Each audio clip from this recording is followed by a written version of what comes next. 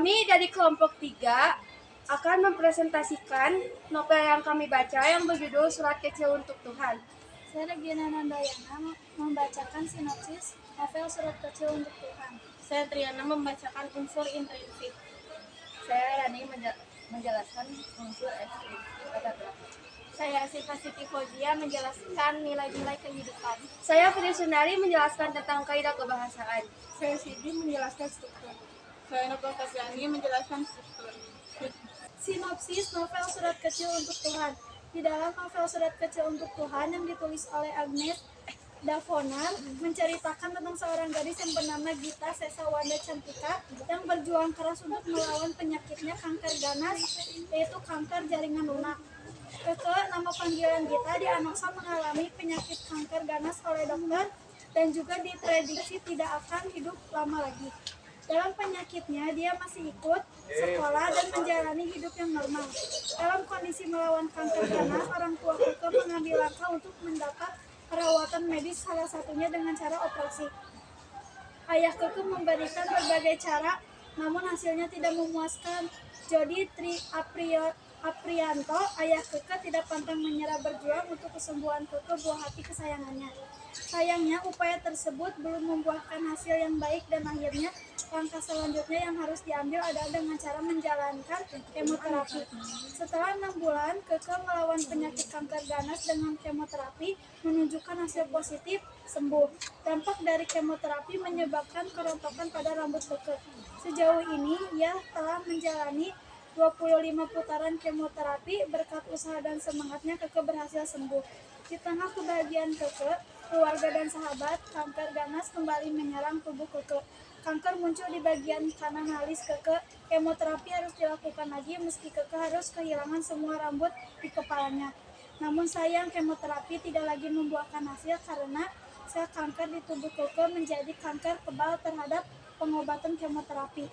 Upaya pemulihan dimungkinkan dengan membawa Keke ke Singapura dan disarankan operasi. Sekembalinya Keke di Indonesia, kanker mulai menyebar ke jantung, paru-paru, dan lainnya.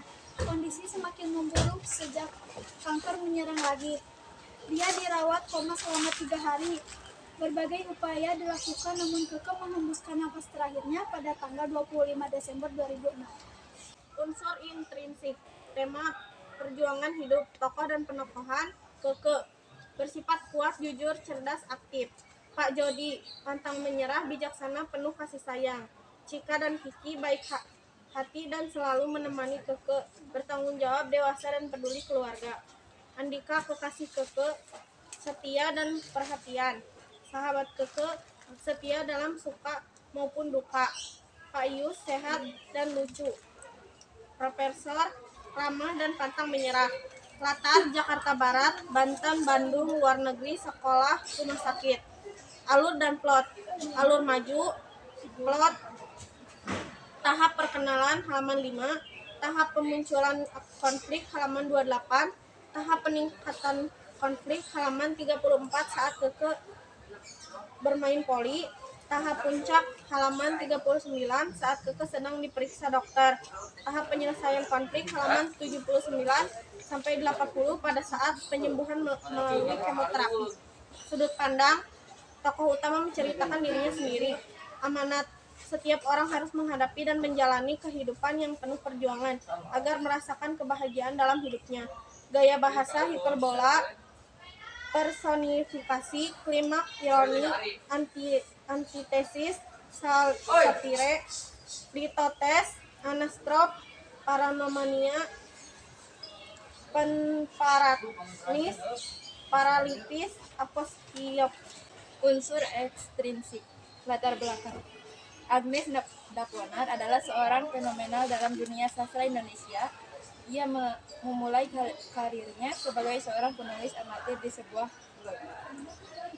Kemudian dengan cara cepat berkembang menjadi penulis yang mau belajar hingga melahirkan novel online dan 42 cerpen yang begitu melekat pada semua pembaca pada situs pribadinya.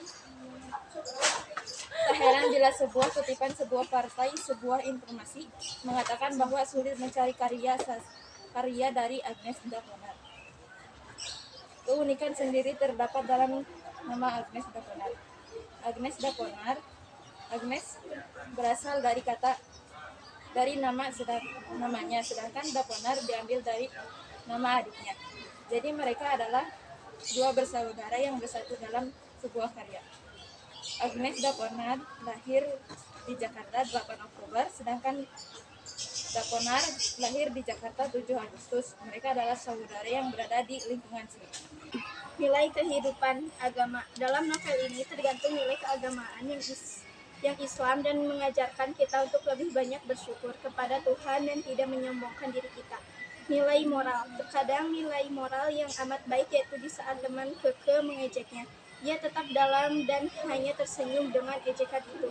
Di saat Keke jatuh sakit, teman yang mengejeknya memberikan dukungan kepada ia tetapi bertahan menghadapi penyakitnya. Nilai budaya. Terhadap nilai-nilai Jakarta yaitu budaya para remaja di daerah Jakarta dan sekitarnya. Kaidah kebangsaan, gaya bahasa atau majas. Pada halaman 5, suara kicauan burung di pagi hari terdengar menembus langit kamarku. Aku mencoba untuk tidur kembali, tapi tak kuasa menahan sinar matahari yang terus terbayang di wajahku. Pada halaman 83, aku merasa bagian makhluk yang asing yang tiba di bumi ditempatkan di sebuah ruang kosong. Kata asing Rhabdomyosarcoma, yaitu kanker dengan pertumbuhan cepat yang berkembang di dalam jaringan lunak atau macam otot, hampir dimanapun di dalam tubuh sering sekali terjadi pada anak-anak. Kalimat majemuk setara, contohnya pada halaman 99, walau terlihat gosong tetapi dia memakan dan mengucapkan sesuatu yang membuat aku bahagia. Satu lagi, contoh pada halaman 58, paras mimik wajahnya berubah seketika mendapat pertanyaan dariku. Kata penghubung, pertentangan, contoh pada halaman 99, waktu terlihat gosong tapi dia memakannya dan mengucapkan satu kata yang membuatku bahaya. Adiktif atau gabungan, contoh pada halaman 99 dan mengungkapkan kata.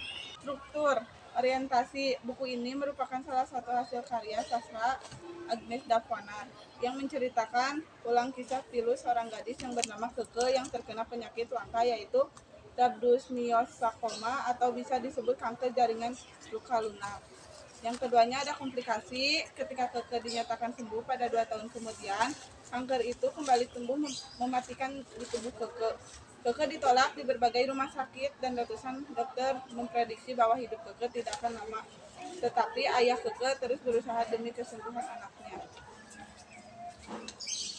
Yang ketiga, evaluasi. Kisah ini diangkat dari kehidupan nyata dan sangat menyentuh, dan buku ini mengajarkan kita agar ikhlas dan tabah menerima cobaan dari Allah. Keempat, resolusi. Novel ini berakhir dengan cerita sad ending karena Keke telah dinyatakan meninggal dunia pada saat operasi. Yang kelima, pesan dari novel ini adalah kita tidak boleh pantang menyerah dan kita jangan mengeluh dan harus mensyukuri apapun yang diberikan oleh Allah Subhanahu wa taala. Sekian dari kelompok kami. Wassalamualaikum warahmatullahi wabarakatuh.